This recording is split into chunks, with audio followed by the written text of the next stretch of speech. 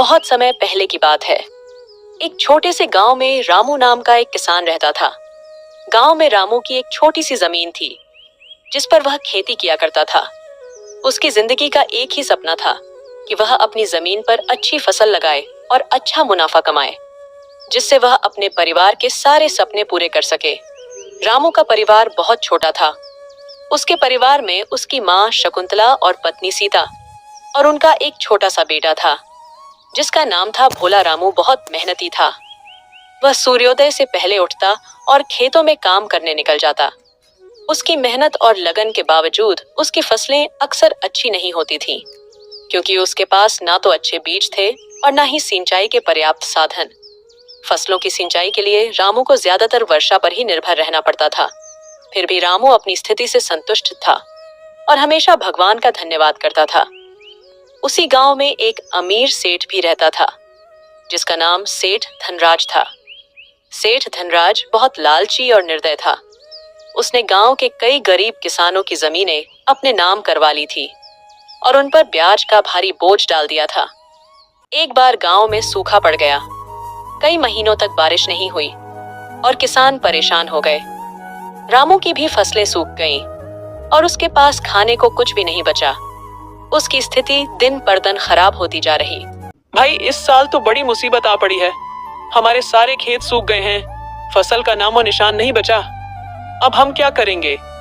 हाँ रामू, मेरी भी सारी फसल बर्बाद हो गई। बच्चों के खाने के लिए अनाज तक नहीं बचा है। समझ में नहीं आ रहा कि संकट से कैसे निपटें। सरकार ने तो कुछ मदद का वादा किया था, लेकिन अब तक कुछ नहीं हुआ। हमें कुछ करना होगा वरना भूखे मर जाएंगे। मुझे लगता है हमें सेठ जी से मदद मांगनी चाहिए। हम किसानों की इस स्थिति के बारे में तो सेठ जी को भी पता जरूर होगा। चलो सेठ जी से बात करके देखते हैं, शायद वह हमारी कुछ मदद कर सके। रामू भाई, सेठ जी के पास तो गलती से भी मत चले जाना। एक नंबर का लालची इंसान है। अभी हरिया ने कुछ दिन पहले ही सेठ जी से कुछ पैसा ब्याज पर उधार लिया था और उस सेठ ने हरिया का ब्याज इतना ज्यादा कर दिया कि वह चुका नहीं पाया और ब्याज ना चुका पाने के कारण उस धनराज ने उसकी जमीन जब्त कर ली। फिर हम क्या करेंगे? अभी तो हमारे पास बिल्कुल पैसे नहीं बचे हैं। घर में खाने के लिए राशन तक नहीं है। अब जो भी हो, अभी तो बस एक सेठ जी ही सहारा है। उनसे अभी कुछ पैसे मांग लेते हैं। बात की बात बाद में देखेंगे। देखो रामू, मेरा मकसद था तुम्हें सतर्क करना। अब तुम जो भी करो, आगे तुम्हारी इच्छा। मुझे लगता है हमें मिलकर गांव की पंचायत से बात करनी चाहिए। शायद वे कोई उपाय निकाल सके। सही कह रहे हो सामलाल, एकजुट होकर ही हम इस समस्या का सामना कर सकते हैं। अगर हम सब मिलकर पंचायत के पास जाएं और अपनी स्थिति बताएं तो शायद कोई हल निकल आए। ठीक है, तो फिर कल सुबह ही हम सब पंचायत के पास चलेंगे और हमें सरकार की योजनाओं के बारे में भी पता करना चाहिए। हो सकता है हमें कोई राहत मिल जाए। अगले दिन सभी किसान भाई मिलकर पंचायत पहुंचते हैं, मगर वहां पता चलता है कि अभी जमींदार साहब गांव में नहीं है, तो अभी 1 महीने तक गांव में कोई पंचायत नहीं हो सकती। ये सुनकर सभी किसान निराश मन से अपने अपने घर आ जाते हैं। सीता, अब क्या होगा? हमारी सारी फसल सूख गई है। खाने को कुछ भी नहीं बचा। हमें कहीं से मदद नहीं मिली तो हम भूखे मर जाएंगे। आप ज्यादा चिंता मत करो।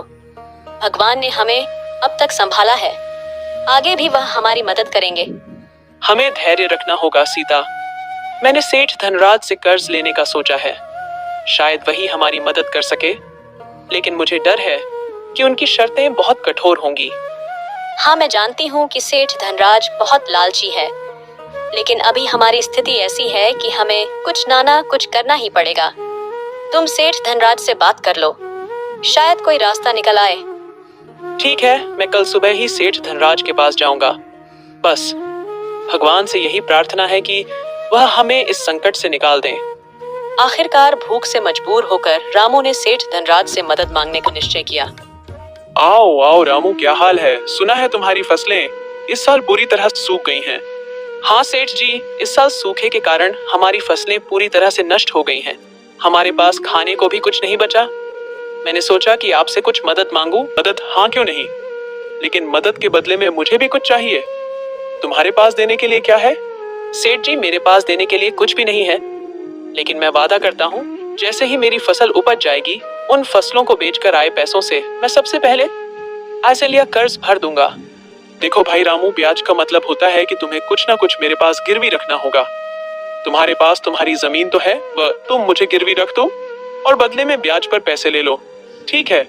है सेठ जी, जब तक मैं आपका पैसा नहीं लौटा देता, मेरी जमीन आपके पास बंधक रहेगी। और हाँ, इस पेपर पर साइन कर दो। जब तक तुम मेरा पूरा कर्ज नहीं चुका देते, तब तक तुम्हारी जमीन मेरे पास बंधक रहेगी, और अगर तुम कर्ज नहीं चुका पाए तो यह जमीन न मेरी हो जाएगी। जी सेठ जी, मैं वादा करता हूँ कि मैं मेहनत करूंगा और जल्द ही आपका कर्ज चुका दूंगा। बस मुझे थोड़े बीज और कुछ खाने का सामान चाहिए। ठीक है रामू, मैं तुम्हें कुछ पैसे उधार दूंगा। ये लो तुम्हारे लिए कुछ बीज और खाने का सामान। धन्यवाद सेठ जी। रामू उन कागजों पर अंगूठा लगा देता है। सेठ धनराज ने हमें कर्ज तो दे दिया, लेकिन उसने हमारी जमीन बंधक रख ली है। अगर हम समय पर कर्ज नहीं चुका पाए तो हमारी जमीन उसकी हो जाएगी। हमें हिम्मत नहीं हार चाहिए। हम मेहनत करेंगे और इस साल अच्छी फसल उगाए। हमारी मेहनत और ईमानदारी हमें बचाएगी। हमें बस एक दूसरे पर विश्वास रखना होगा। तुम सही कह रही हो सीता। हम मिलकर मेहनत करेंगे और इस बार हमारी फसल जरूर अच्छी होगी। पर रामू ने जरा मेहनत किया और सेठ जी को कर्ज सुकड़िया।